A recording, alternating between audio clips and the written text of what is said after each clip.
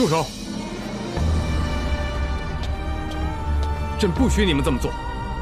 臣参见皇上。膏药涂在脸上，容颜便会红肿溃烂，这一步实在太凶险了。朕绝对不允许三好你们为朕解困，以身犯险。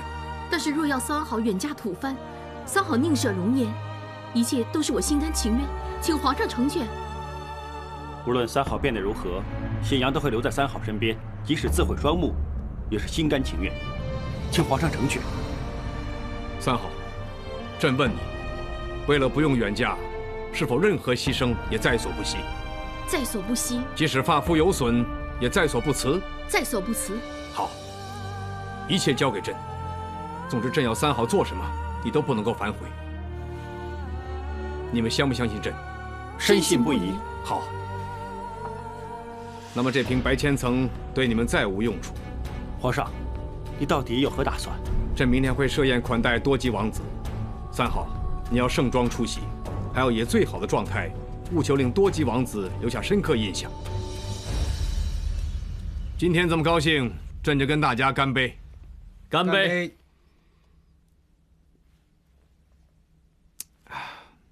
后天初8吉日就是送嫁之期，朕已经准备一干婚嫁礼品，随多吉王子一同回国。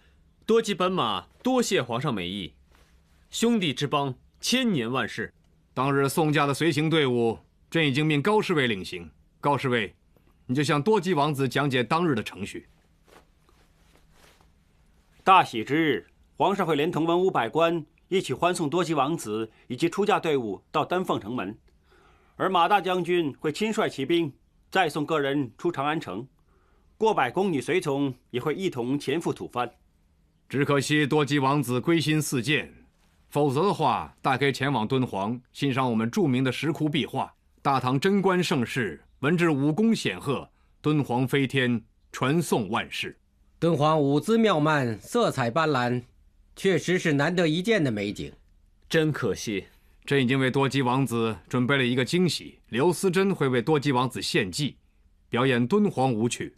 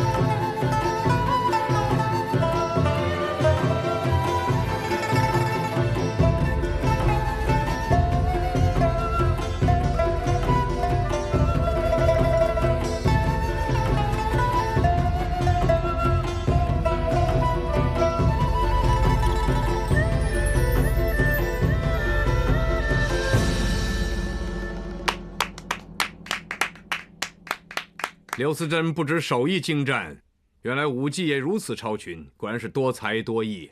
谢皇上赞赏。你此番远嫁吐蕃，刘思珍，你要记住，要好好侍奉多吉王子，并与吐蕃赞普臣民和睦相处。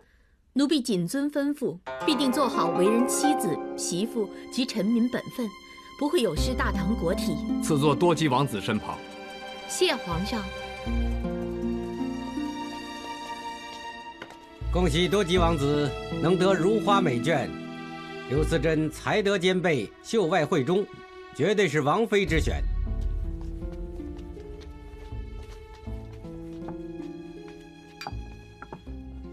刘思珍，你手臂上这个是奴婢的胎记，形状这么像一把火，火下面还很像地裂天崩。胎记自小已有，奴婢从没有半点留意，听多吉王子这么说，又好像是啊。我的胎记儿时只是小如豌豆，只是随着年纪日长才会越来越大啊，看起来真的很像一把火，不过不是红色的火，是黑色的火。但是黑色比红色更令人觉得妖邪诡异。退婚？为何？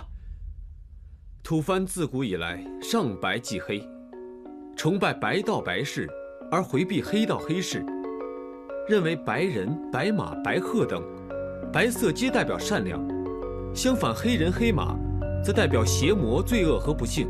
本朝尤其对火焰之图案视为大忌，是大凶大恶之兆。各国皆有喜恶忌讳，这和退婚又有何关系啊？昨天刘思珍献舞的时候，多吉本马留意到刘思珍手臂上有黑色胎记，形状一如火焰，下面更有崩裂之形，乍眼看来犹如地裂，是大凶之兆。多吉本马绝对不能迎娶刘思珍回国，否则上至父王赞普，下至吐蕃臣民都会沾染不祥。多吉王子过虑了，胎记又岂会是不祥之兆呢？马大将军，您有所不知，11年前就是大唐文宗皇帝开成4年，吐蕃发生大地震，民山有塌方，火灾处处，民居被毁，疫病流传，百姓死伤数以万计，牛羊损失无数。之后，吐蕃经历了多年饥荒，朕也略有所闻。那一年地裂和火灾灾况，吐蕃臣民此生不忘。为除阴影，赞普几乎把都城搬离罗歇城。昨天多吉本马看到刘思珍的胎记，就觉得气闷不适，再看一眼，立刻头晕转向，浑身火烫，像被火焰烧似的。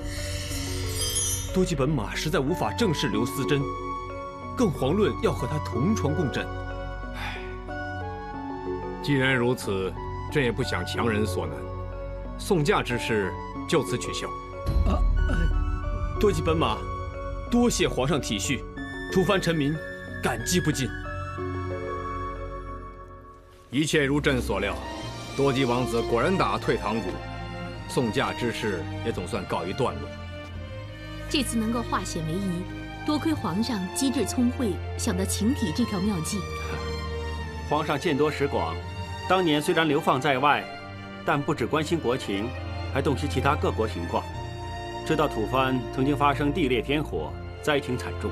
一切都是多亏寄居佛寺之时，上智大师曾经跟朕说过2句佛语，才启发了朕以情体技法假扮胎记，为三好解困。佛经典籍曾经记载过一个故事：某日有个老翁遗失了一袋谷物，他以为邻居所盗，于是觉得邻居獐头鼠目，鬼鬼祟祟。但发现谷物原来被老鼠所偷之后，他再见到邻居之时，立刻觉得邻居面慈心善。所以皇上知道吐蕃忌讳天火地裂，就估量到多吉王子见火形地裂之状，如同见到鬼魅恶魔。不错，正如上智大师所说，眼内有尘3界窄，心头无事1床宽。正因如此，皇上就故意要三好擎上火焰地裂的黑印，装成胎记，令多吉王子见到便张皇失措。其实除此之外，朕还在多吉王子的酒中下了药，他看到火焰印记会头晕转向，实则是药力发作。不过三好以后手臂上就多了个火焰印记。甲之熊掌，乙之砒霜，多吉王子视这个火焰印记为妖魔凶兆，但是三好却刚刚相反。全凭此计，三好才躲过离乡背井，远嫁吐蕃。所以这个火焰印记对三好来说是重生之火，是吉祥契机。朕最欣赏三好的就是永远都乐天知命。显阳感激皇上为我俩所做的一切。皇上大恩，感激不尽。其实应该是朕谢你们2个才对。你们俩既已离宫，大可一走了之，但却毅然折返。有你们俩对朕不离不弃，朕相信一定能够早日除去马元志，令奸臣伏法，百姓得享太平。今早多吉王子已经启程回吐蕃，三好不用跟他走，真是令人欣慰。之前多吉王子对三好一见钟情，执意要迎娶，而且多番催促送嫁，但到了临启程前又出尔反尔提出退婚，不知当中发生何事，令多吉王子改变主意呢？也许多吉王子嫌弃奴婢舞姿生硬，情趣有限，终究不是妃子之选。无论如何，最重要的是三好可以继续留在宫中，相伴茗茶闲聊，有缘赏花，就是最好的结果。天公真是见怜三好，每次三好都可以逢凶化吉，心愿得偿。因为三好心地好，好人有好报，上天一定会眷顾的。贤妃娘娘实在太抬举奴婢了。姐姐只是说出事实，三好的确是人如其名，从小到大都谨守三好原则，从没有恶行失德。之前因为不舍三好离去，本宫心情大受影响。如今眼下难题已解，三好你要常来仙居殿与本宫作伴了。奴婢乐于相伴，只不过娘娘临盆在即，应该多留宫中养胎休息。那三好你就来仙居殿陪本宫抄经作画，听琴谈心呢。奴婢能够亲近贤妃娘娘，得沾娘娘福气，当然是好事。只恐怕到时候娘娘嫌弃奴婢言语乏味，不懂情趣啊。单单三好你这份谦厚之心，已属难得。你身上的优点，本宫还要慢慢学。贤妃娘娘过奖了，娘娘贤淑聪明，应该是奴婢向娘娘学习才是。哎，你们两个互相吹捧行了，不用理本宫了。本宫跟你们说笑的啊，姐姐和三好还是这么单纯，是真是假都分不清楚。说三好心地好，好人有好报，本宫就拭目以待，看他和贤妃可以好多久。本宫就不相信上天会一直眷顾刘三好，他可以永远都吉人天相。贤妃和三好处处都跟娘娘作对，但是娘娘要装成若无其事，笑脸相迎，真是难为了你，娘娘。本宫刻意向他们示好，是要他们疏于防范，静待时机，再杀他们一个措手不及。其实贤妃根本就不是娘娘的对手，她骄纵任性，又天真蠢钝，怎么比得上娘娘机心灵巧，略施小计就令她输得一败涂地。娘娘每天都穿着这些衣裳陪伴贤妃，看来很快便大事可成了。史太医曾经说过，香味越浓，功效越大。本宫不只要熏衣裳，还要制造香花水洒于身上，令香味浓郁，历久不散。